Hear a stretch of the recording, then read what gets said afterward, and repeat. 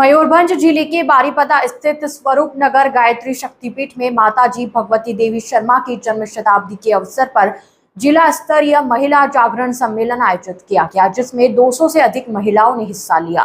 सम्मेलन में महिला सशक्तिकरण, समाज निर्माण में महिलाओं की भूमिका और संस्कारवान पीढ़ी के निर्माण जैसे विषयों पर चर्चा हुई। गायत्री परिवार के पदाधिकारियों ने महिलाओं को समाज को नई दिशा देने के लिए प्रेरित किया। वहीं आओ घड़े संस्कारवान पीढ़ी कार्यक्रम के तहत गर्भस्थ शिशु में संस्कार और अच्छे विचार विकसित करने के महत्व पर प्रकाश डाला गया। कार्यक्रम में संगठन की आगामी कार्य योजना की जानकारी भी दी गई। इस न्यूज में इतना ही। अन्य खबरों के लिए जुड़े रहिए ITN नेशनल के साथ। परिचय होची मो ना होची गीता दंडपाट। मु गायत्री परिवार सहित 27 वर्ष होला जोड़ी रही एवं संस्कारवान पीढ़ी सहित विभिन्न संस्कार युक्त कार्य सहित यज्ञ एवं आमर संस्कार कार्य मु करिछि। मो ना हला श्रीमती प्रीति सुधा त्रिपाठी।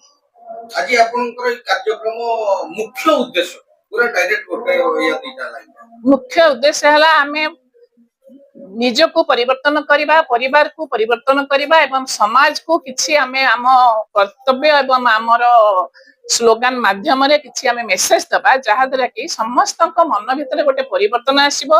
भारतीय संस्कृति परंपरा हमें बजाई रखिबु एवं सेति पई नारी हेले हमर सारथी। नीरज कुमार पंडा, मुख्य प्रबंधक ट्रस्टी गायत्री परिवार ट्रस्ट बारीपदा।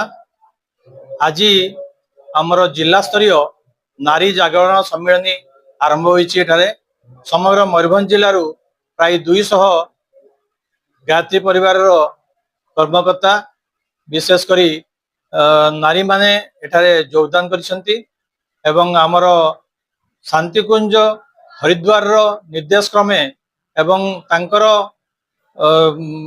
मार्गदर्शन रे आमे कार्यक्रम करिछु। एथि पई आमर भुवनेश्वर अतिथि माने आसंती एवं कार्यक्रम परिचालना करिया पई मध्य से माने एठारे उपस्थित अछंती। मो श्रीमती विलासिनी साहू, आमर संस्कारवान पीढ़ी भुवनेश्वर जोन रो मो कोऑर्डिनेटर अछि। आमर परम पूज्य गुरुदेवंकर जन्म परम वंदनीय माताजी जन्म शताब्दी उपलक्षे एई वर्षटी की नारी सशक्तिकरण वर्ष रूपे शांतिकुंज हरिद्वार तरफ पालन करा जाउछि। तेणु एथि जिला जिला प्रति जिले में चलती कार्यक्रम। आज आम मयूरभंज जिले नारी जागरण कार्यक्रम चली। नारी मान सशक्त करवा, नारी माने आज युद्ध क्षेत्र में पहुंचले, समुद्र बुड़िले एवं आकाश में उड़िले। सबु क्षेत्र में नारी आगुआ अच्छा, किंतु गोटे क्षेत्र से दुर्बल अच्छा, जोटा आत्मबल बा भाव संवेदनार अभाव रही। जहाँफल भीतर भाव संवेदनार अभाव रहिले अनेक प्रकार सब दुर्नीति अनीति ये सब जो छुआ जन्म कर छुआ मैंने परी दुखर कारण जो हार्मोन सिक्रेशन होची से भली संतान अगठित संतान एवं अपराधी संतान जन्म देउछन्ति।